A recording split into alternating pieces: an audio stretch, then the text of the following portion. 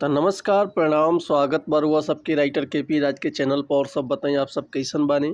उम्मीद करते हैं रउआ सब भी बढ़िया होखब, अच्छा होखब, मस्त होखब, तंदुरुस्त होखब। तो रउआ सबन खातिर लेके आ गए बनी बिल्कुल दर्दनाक, बिल्कुल ब्लास्ट, बिल्कुल खतरनाक मैटर, भोजपुरी दर्द भरा बेवफाई सॉन्ग। तो उम्मीद करतनी मैटर रउआ सबके बेहद पसंद आई। अगर एक रउआ बढ़िया म्यूजिक बनवा के बढ़िया से दिल से गायकी कैतनी तो 100% बाकी गाना रउआ मार्केट में गर्दा कर दी। लेकिन एगो और बात रउआ सबसे कहल चाहब कि अगर रउआ गायकी में इंटरेस्ट बा आ गायकी कल चाहतनी, गायकी रउआ के पसंद बा, गायकी में कदम रखले बानी, अरुआ के बढ़िया मेटर नहीं मिलत, बढ़िया गाना नहीं मिलत, बढ़िया से तुकबंदी नहीं मिलत, बढ़िया रुआ से उनके म्यूजिक नहीं मिल पात, बढ़िया से रिकॉर्डिंग नहीं हो पात, तो रुआ अगर हमारे चैनल पर आ गए तो रुआ से उनका निराश भैला के जरूरत नहीं है।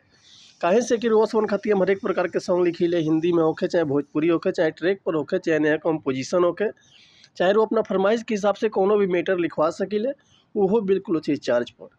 तो ये से कहल चाहब रउआ समझ से कि रउआ अगर हमारा चैनल पर आ गए बनी, चैनल पर नया बानी, चैनल पर पहला बार बानी, तो चैनल के सब्सक्राइब कर ली, बेल आइकन प्रेस कर दी, ताकि कोनो वीडियो अपलोड करी तो सबसे पहले नोटिफिकेशन रउआ सबन के मिले। अगर वीडियो रउआ सबके अच्छा लागत, गाना पसंद आवत तो एगो प्यारा सा कमेंट कर दी। चलिए देर ना करती हूँ, आज के मैटर देखल जा कैसे बा, का एकर लय बा, का एकर धुन बा, ये रउआ सबन के हम गा के बताओ तनी। उम्मीद करती रउआ सबन के बेहद पसंद आई। तो चलिए देखिए आज के गाना कैसे बा।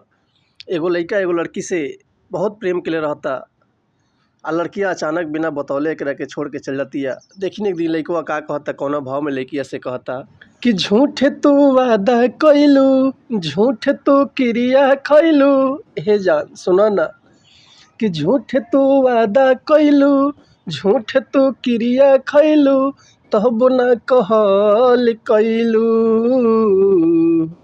कि दिलावा लगा के सोना छोड़ कहाँ चल गइलू, कि दिलावा लगा के सोना छोड़ कहाँ चल गइलू। एक बार और हुआ सबन का मुखड़ा गा के सुनाई तनी कि झूठ तो वादा कइलू, झूठ तो क्रिया खइलू, हे सोना ऐसन काहे कइलू हमरा संगे, कि झूठ तू वादा कइलू, झूठ तू क्रिया खइलू, तब न कहल कइलू, दिलावा लगा के सोना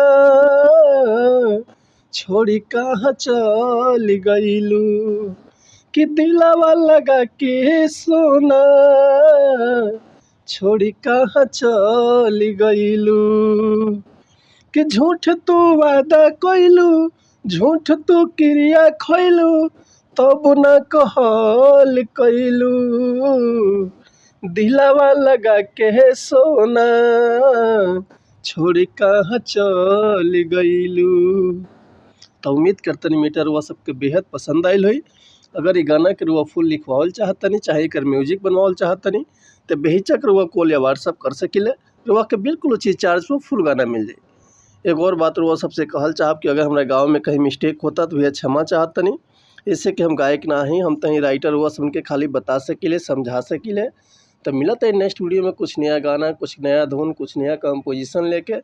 तब तक ले रुआ सबसे अनुमति चाहतनी। नमस्कार प्रणाम, जय हिंद, जय भारत, जय भोजपुरी समाज, हर हर महादेव, जय शिव शंभू, जय